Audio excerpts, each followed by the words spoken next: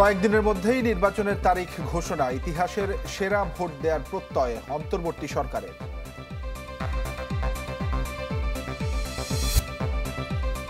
মতবিরোধ রেখেই জুলাই সনদ, পিআর পদ্ধতিতে ১০০ আসনের উচ্চকক্ষ নিয়েও দ্বিমত দলগুলোর। ফেব্রুয়ারির পর ভোট হলে ডক্টর ইউনূসের সুনাম ক্ষুণ্ণ হবে, নির্বাচিত সরকারের কাছে ক্ষমতা হস্তান্তরের আহ্বান বিএনপির। পূর্বাঞ্চলে প্লট দুর্নীতিতে ছেলে মেয়ে সহ হাসিনা রেহানার বিচার শুরু, গ্রেফতারি পরোয়ানা জারি।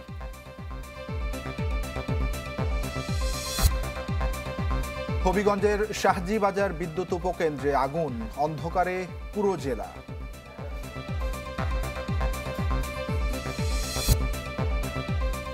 নেই বড় কোনো পরিবর্তন, কপি পেস্টের মুদ্রানীতি ঘোষণা, মূল্যস্ফীতি নিয়ন্ত্রণে আগের নীতি সুধার বহাল। পুরো খবরে যাচ্ছি। নির্বাচন কবে? কিছুদিনের মধ্যেই তার ঘোষণা আসবে জানিয়ে অপেক্ষা করতে বলেছেন আইন উপদেষ্টা ডক্টর আসিফ নজরুল। তিনি জানান, আগামী নির্বাচনে ভোটাধিকার নিশ্চিত করতে হেন কোনো উদ্যোগ নেই যা নিচ্ছে না অন্তর্বর্তী সরকার। আর প্রধান উপদেষ্টা প্রেস সচিব জানিয়েছেন, নির্বাচন সময় মতো হবে, একটি দিনও দেরি হবে না। সচিবালয়ে কর্মরত সাংবাদিকদের সংগঠন বাংলাদেশ সেক্রেটারিয়েট রিপোর্টার্স ফোরাম আয়োজিত সংলাপে যোগ দেন প্রধান উপদেষ্টার প্রেস সচিব শফিকুল আলম। এক প্রশ্নের জবাবে তিনি বলেন, আগামী ৫-৬ দিন দেশের রাজনীতির জন্য খুবই গুরুত্বপূর্ণ। জানান, প্রধান উপদেষ্টা যে সময়ের কথা বলেছেন, নির্বাচন তার থেকে একটি দিনও দেরিতে হবে না। উনি প্রথমে বলেছিলেন যে এটা এপ্রিলের ফার্স্ট 15 ডের মধ্যে হবে। পরবর্তীতে আমরা লন্ডনে বলেছি যে এটা যদি অনেকগুলো সংস্কার হয় এবং ট্রায়ালের কাজগুলো এগিয়ে যায়, সেক্ষেত্রে এটা ফেব্রুয়ারিতে হবে। তো আমরা সেই জায়গায় এখনও আছি, এইটার একটা দিন দেরি হবে না।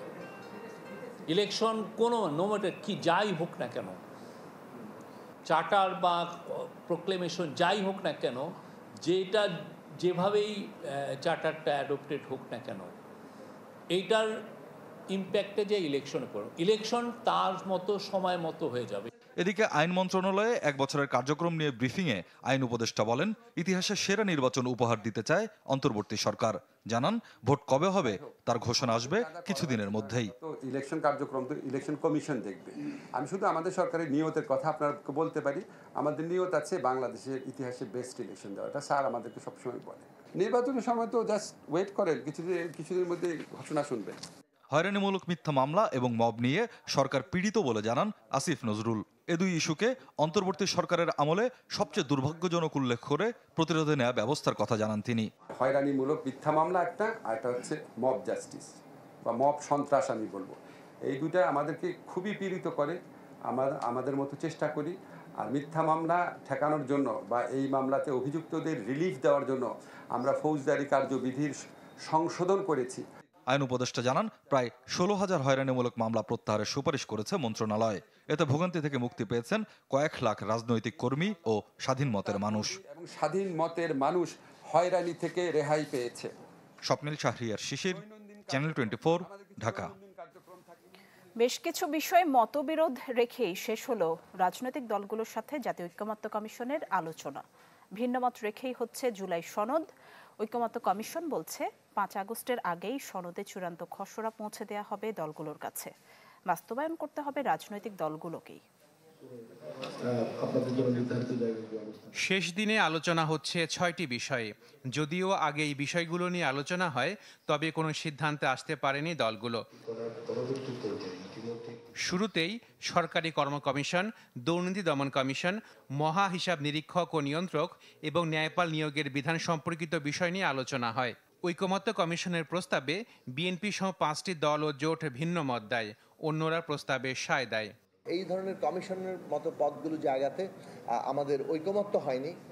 ডিসেন্ট অনেক দল দিয়েছেন, কারণ তারা সেটা সংবিধানে রাখতে চান না, তারা এটা আইনের মাধ্যমে করতে চান। এখানে ঐকমত্য হইলাম না সবাই, কিন্তু কাগজে লিখলাম আগামী পার্লামেন্ট নির্বাচনে যারা ঐকমত্য হলো না তারা তো যে এটা পাশ করবে না, তাহলে মানুষের কাছে তো একটা বিভ্রান্তি হবে। এছাড়া সংসদে উচ্চকক্ষ কিভাবে প্রতিষ্ঠিত হবে সেটি নিয়েও হয় আলোচনা, যেখানে বিএনপি পিআর না চাইলেও জামায়াত ও এনসিপি চায় সংখ্যানুপাতিক পদ্ধতি। সংসদের আসন ভিত্তিক হারে যেভাবে নারী সদস্যরা বর্তমানে নির্বাচিত সেইভাবে প্রস্তাব করেছি। এই জন্যে যেটা আমাদের ফার্স্ট এক্সপেরিয়েন্স, এখানকার এখতিয়ার কে হবে সেই এখতিয়ারের মধ্যে আমরা ডিটেইলিং করি নাই তখন 31 দফায়। এখন আমরা যে সমস্ত প্রস্তাব করছি যে নিম্ন কক্ষের পাশকৃত আইনগুলো উচ্চ কক্ষেও যাবে, যে দলগুলোর অন্তত 1% ভোটও থাকবে তারাও একজন প্রতিনিধি উচ্চকক্ষ দিতে পারবেন। সে জায়গা থেকে বহু দলীয় গণতন্ত্রের আরও একটা ব্যাপকতর রূপ আমরা উচ্চকক্ষে দেখতে পাবো। সংবিধান সংশোধনীর ক্ষেত্রে, পররাষ্ট্র নীতি কিংবা বৈদেশিক চুক্তির মতো বিষয়ের ক্ষেত্রে জাতীয় নিরাপত্তা সম্পর্কিত বিষয়ের বিলগুলো অন্তত উচ্চকক্ষে অবশ্যই আটকে দেওয়ার একটা ক্ষমতা থাকা দরকার। যদি প্রপোর্শনাল রিপ্রেজেন্টেশন পিআর সিস্টেম না হয় তাহলে এটা শুধু একটা শোভাবর্ধনকারী এক্সটেন্ডেড ভার্সন অফ পার্লামেন্ট হবে, এটার কোনো মিনিং থাকবে না। আগামী 5 আগস্টের মধ্যে একটি চূড়ান্ত খসড়া তৈরি করে দলগুলোর কাছে পাঠাতে চায় জাতীয় ঐকমত্য কমিশন। আপনাদের মতামতের ভিত্তিতে জাতীয় সনদের একটা চূড়ান্ত আপনাদের কাছে আমরা পৌঁছে দেব। আশেকেন প্রিন্স, চ্যানেল 24, ঢাকা। জুলাই সনদ ও জুলাই ঘোষণাপত্রের দাবিতে রাজধানীর শাহবাগ অবরোধ করেন জুলাই যোদ্ধারা। সকাল থেকে ওই এলাকায় অবস্থান নেন তারা। এতে তীব্র যানজটে ভোগান্তিতে পড়েন এ পথের যাত্রীরা। বছর ঘুরে আবারও রাজপথে জুলাই যোদ্ধারা। লাল সবুজ পতাকা, ব্যানার ও প্লেকার্ড হাতে শাহবাগ অবরোধ করেন আহত ও শহীদ পরিবারের সদস্যরা। এবারের দাবি কিছুটা ভিন্ন। জুলাই সনদ ও জুলাই ঘোষণাপত্র প্রকাশ এবং সংবিধানে অন্তর্ভুক্ত করে আইনি ভিত্তি চান তারা।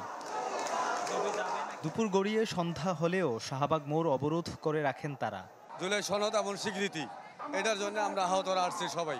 জুলাই সনদ সংবিধানে স্বীকৃতি চাই আমরা, এই আমার দাবি, আর কোনো দাবি। জুলাই সনদ বাস্তবায়নে প্রয়োজনে আরও কঠোর কর্মসূচি দেওয়ার হুঁশিয়ারি দেন আন্দোলনকারীরা। তারা দ্রুত সময়ের মধ্যে আমাদের সাথে কথা বলে এই বিষয়ের সুরাহা করুক। যদি সুরাহা না করে আমরা হয়তো বা কঠোর কর্মসূচিতে যাব, তখন হয়তো বা আমাদের সেই জুলাই গণ অভ্যুত্থানের কথা মনে পড়বে। আমরা আবার রক্ত দেওয়ার জন্যই আমাদের কঠোর কর্মসূচিগুলো দিব আর কি। আমাদের দরকার জুলাই স্বীকৃতি, জুলাই সনদ, এটা যতক্ষণ পর্যন্ত না হচ্ছে অতটুকু পর্যন্ত আমরা রাজপথে থাকবো। শাহবাগ মোড় অবরুদ্ধ থাকায় ভোগান্তিতে পড়েন সাধারণ মানুষ সহ চিকিৎসা নিতে আসা রোগীরা। এখন পর্যন্ত যে অবরোধ, আমরা তো সাধারণ জনগণ যে সঠিক সময় যে গন্তব্যে পৌঁছাবো সেটা তো পাচ্ছি না ভাই। আন্দোলন হচ্ছে, রাস্তা বন্ধ হয়ে যায়, আমাদের খুবই সমস্যা হয়, খুবই সমস্যা হয়। 1 টাকার জায়গায় 10 টাকা চায়, 3 গুণ বাড়া যাচ্ছে এখানে। Mirza Rakib, channel 24, Dhaka. World class innovation নিয়ে ওয়ালটন এখন দেশের সীমানা পেরিয়ে পৌঁছে গিয়েছে 50টিরও বেশি দেশে। নির্বাচন ফেব্রুয়ারির পর হলে বহির্বিশ্বে ডক্টর ইউনূসের সুনাম ক্ষুণ্ণ হবে বলে মনে করেন বিএনপি মহাসচিব মির্জা ফখরুল ইসলাম আলমগীর। তার মতে নির্বাচন দেরি করা ঠিক হবে না, আর আগামী নির্বাচন দেশের জন্য গুরুত্বপূর্ণ বলে মন্তব্য করেছেন বিএনপির ভারপ্রাপ্ত চেয়ারম্যান তারেক রহমান। জুলাই শহীদদের স্মরণে জাতীয় প্রেস ক্লাবের আয়োজনে এই আলোচনা সভা। প্রধান অতিথির বক্তব্যে অন্তর্বর্তী সরকারের সমালোচনা করেন মির্জা ফখরুল ইসলাম আলমগীর। বলেন, গণঅভ্যুত্থানের বছর পেরোলেও শহীদদের তালিকা করতে পারেনি সরকার। দাবি জানান নির্বাচিত প্রতিনিধিদের হাতে ক্ষমতা ছেড়ে দেওয়ার। যারা এখন দায়িত্বে আছে রাষ্ট্র পরিচালনার, তারা এই 1 বছরেও কি এদের খুঁজে পেলেন না? তারা 1 বছরেও কি এই মানুষগুলো যারা এই দেশকে পরিবর্তনের জন্য প্রাণ দিল, রক্ত দিল, তাদের জন্য একটা তালিকা তৈরি করে সঠিকভাবে তাদের পুনর্বাসনের কোনো ব্যবস্থা করতে পারলেন না? সুপ্রিম কোর্টে জাতীয়তাবাদী আইনজীবী সমিতির আরেক অনুষ্ঠানে তিনি বলেন, ফেব্রুয়ারির মধ্যে নির্বাচন না হলে বিশ্বব্যাপী সম্মান ক্ষুণ্ণ হবে সরকারের। ফেব্রুয়ারি শুড বি দ্য ডেডলাইন। এর পরে হলে আপনি যে সম্মান নিয়ে এসেছেন এবং সমগ্র বিশ্বে আপনার যে সম্মান, সেই সম্মান ক্ষুণ্ণ হওয়ার সম্ভাবনা থাকবে। এদিকে রাজধানীর শাহবাগে জাতীয়তাবাদী মহিলা দলের আলোচনায় ভার্চুয়ালি যোগ দেন বিএনপির ভারপ্রাপ্ত চেয়ারম্যান তারেক রহমান। দেশে ফ্যাসিবাদ যাতে মাথাচাড়া দিতে না পারে সেদিকে সজাগ থাকতে নারীদের প্রতি আহ্বান জানান তিনি। আগামী জাতীয় নির্বাচন দেশের প্রতিটি নাগরিকের জন্য অত্যন্ত গুরুত্বপূর্ণ। দেশে যাতে আর কোনোভাবেই আর কোনোদিন ফ্যাসিবাদ, উগ্রবাদ, চরমপন্থা মাথা চাড়া দিয়ে উঠতে না পারে, এই ব্যাপারে বিশেষ করে নারী সমাজকে অত্যন্ত সতর্ক এবং সজাগ থাকতে হবে। তারেক রহমান জানান, ক্ষমতায় গেলে 50 লাখ পরিবারকে ফ্যামিলি কার্ড দিবে বিএনপি। আমরা আমাদের মা বোনদের সক্রিয় অংশগ্রহণ। মাহবুবুর রহমান, চ্যানেল 24, ঢাকা।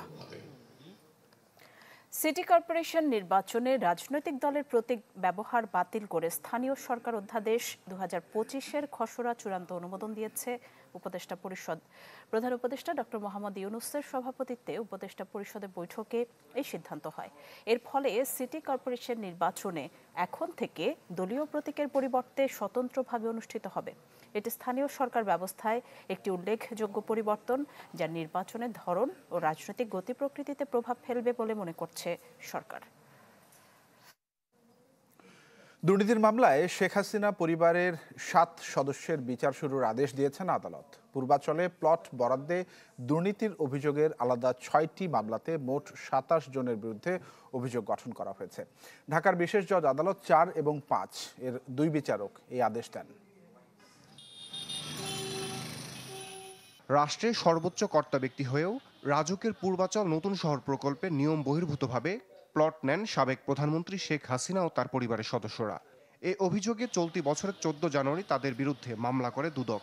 এই মামলায় 10 মার্চ আদালতে অভিযোগপত্র দাখিল করে সংস্থাটি। বৃহস্পতিবার হাসিনা, জয়, পুতুল, রেহানা সহ 27 জনের বিরুদ্ধে দুদকের করা পৃথক 6 মামলায় অভিযোগ গঠনের আদেশ দেন আদালত। এর ফলে আনুষ্ঠানিকভাবে মামলাগুলোর বিচার কাজ শুরু হলো। চার্জ গঠন শুনানির সময় আসামিরা আদালত উপস্থিত না থাকায় তাদের বিরুদ্ধে গ্রেপ্তারি পরোয়ানা জারি করে আদালত। একই সাথে 11 ও 13 আগস্ট সাক্ষ্য গ্রহণের জন্য দিন ধার্য করেন পৃথক 2 আদালত।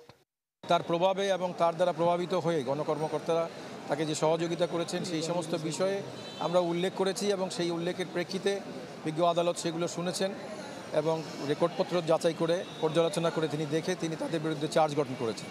মামলায় দোষী সাব্যস্ত হলে শেখ হাসিনা সহ অভিযুক্তদের যাবজ্জীবন সাজা হতে পারে বলে জানান দুদকের আইনজীবী। 409-এর যেটা আছে সেটা যাবজ্জীবন কারাদণ্ড আছে। 409 ধারা এখানে সম্পৃক্ত আছে। এছাড়া অন্যান্য ধারা সম্পৃক্ত রয়েছে 5-এর 2-এ 7 বছর, 161, 162, সব মিলিয়ে না যাবজ্জীবন কারাদণ্ড সর্বোচ্চ।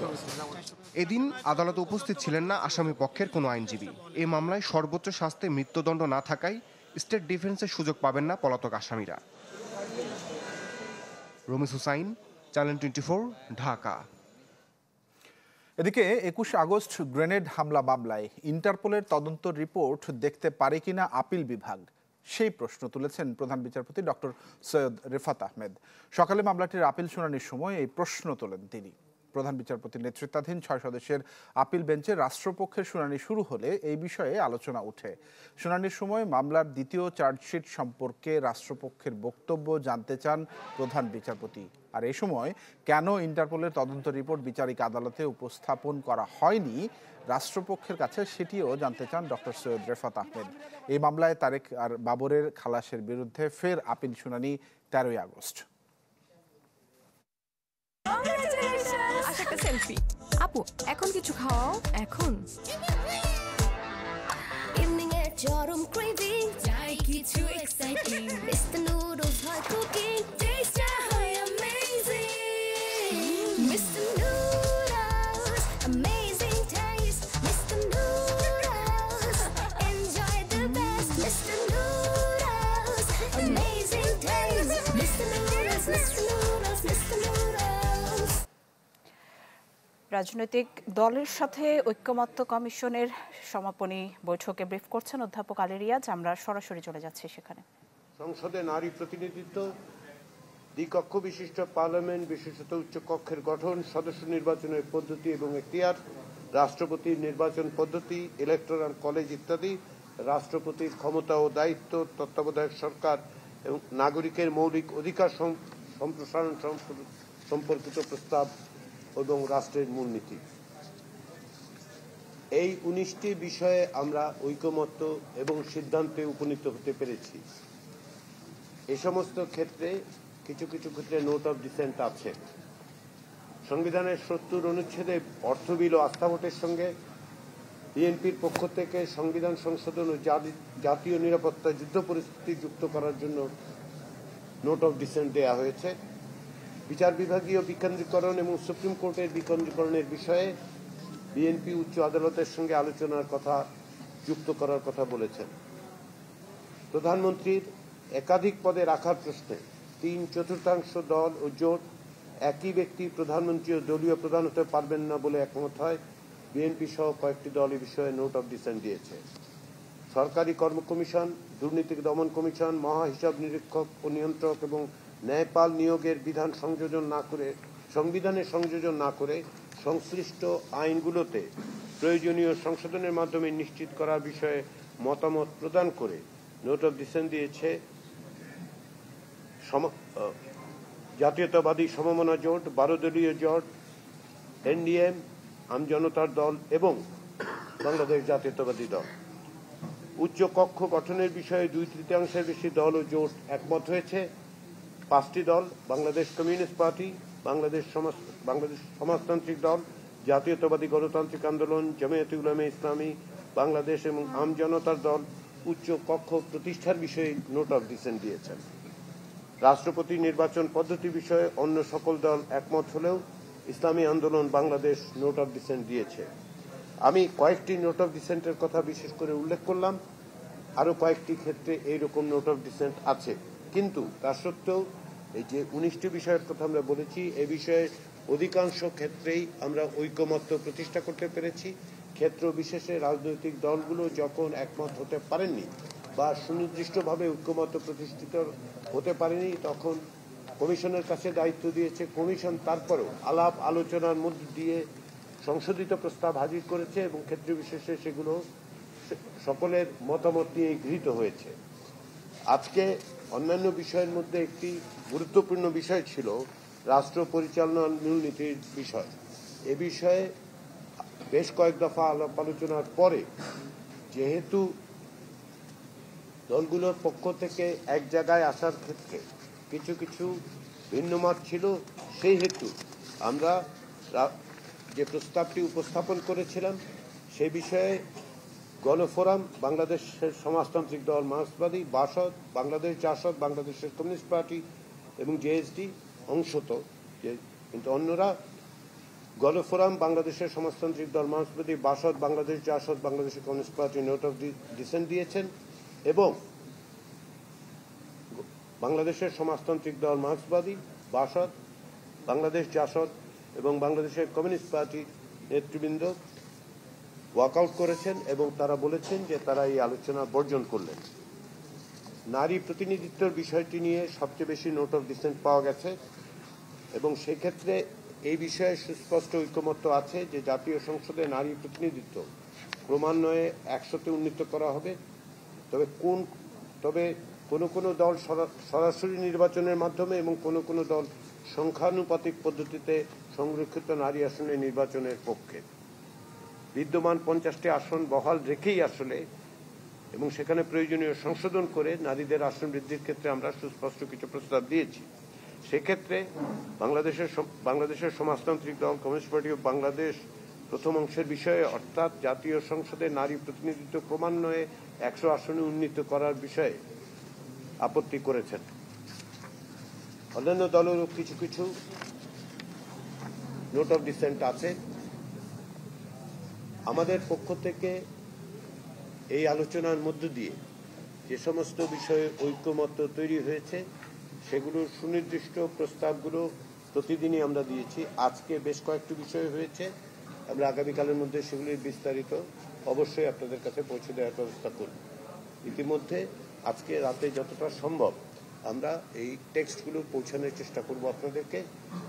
আপনারা জানেন যে গত অব্যাহতভাবে আলোচনা হয়েছে এবং এই আলোচনার ক্ষেত্রে সবচেয়ে বড় যেটা গুরুত্বপূর্ণ বিষয় সেটা হচ্ছে যে রাজনৈতিক দলগুলো অত্যন্ত সৌহার্দ্যপূর্ণ পরিবেশে আলোচনা করেছেন, ভিন্ন মতের মধ্যে দিয়ে গেছেন, তারপরেও তারা এক জায়গায় এসেছেন।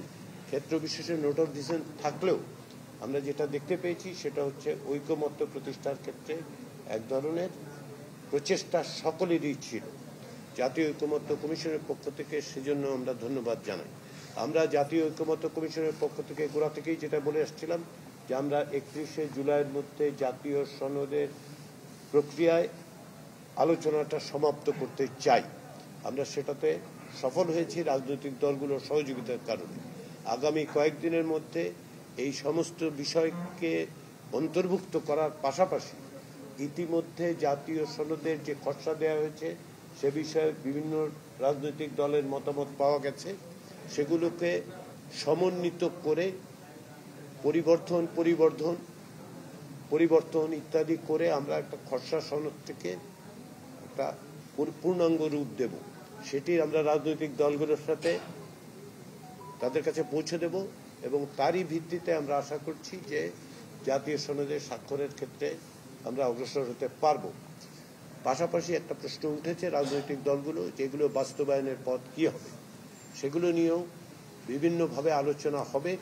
সেই আলোচনা অব্যাহত রাখার জন্য দলগুলোর পক্ষ থেকে জাতীয় ঐকমত্য কমিশনকে অনুরোধ করা হয়েছে। জাতীয় ঐকমত্য কমিশনের পক্ষ থেকে আমরা মনে করি যে কোনো প্রক্রিয়াতে এগুলো বাস্তবায়নের জন্য সুনির্দিষ্ট পথ পদ্ধতি চিহ্নিত করতে হবে। সেই প্রচেষ্টায় রাজনৈতিক দলগুলোর আগ্রহ আছে, আন্তরিকতা আছে। আমরা অনুরোধ করেছি যে তারা নিজেদের মধ্যেও আলাপ আলোচনা অব্যাহত রাখুন। আমাদের পক্ষ থেকে আমরা অনুঘটকের দায়িত্ব পালন করব এবং বাইরেও যতটুকু প্রয়োজন, অর্থাৎ সকলকে সমন্বিত করে সকলের সাথে এ বিষয়ে পথ পদ্ধতি নিয়ে আলাপ আলোচনায় আমরা অংশ নেব। তার আগে আমাদের যেটা দরকার সেটা হচ্ছে জাতীয় সনদটার পূর্ণাঙ্গ রূপ দেয়া। আগামী কয়েকদিন ধরে আমরা সেই কাজটাই করব। পূর্ণাঙ্গ রূপ দেওয়ার পরে সেটি রাজনৈতিক দলগুলোর কাছে আমরা পৌঁছে দেব। তাদের কিছু যদি মতামত থাকে সেগুলো যদি রাজনৈতিক দলের সাথে ঐকমত্য কমিশনের সমাপনী বৈঠকে ব্রিফ করছিলেন অধ্যাপক আলী রিয়াজ। আমরা সরাসরি যুক্ত ছিলাম সেখানে। রাত 10টার খবরে একটা বিরতি নিচ্ছি। ফিরে আসছি একটু পরে, সঙ্গেই থাকুন।